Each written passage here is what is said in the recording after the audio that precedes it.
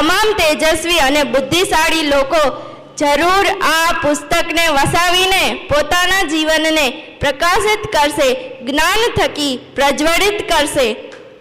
વહાલા પપ્પા, તમે વીણેલા મોતી સમા આ શબ્દોના શૃંગારને આજે એક ઘર મળી ગયું છે।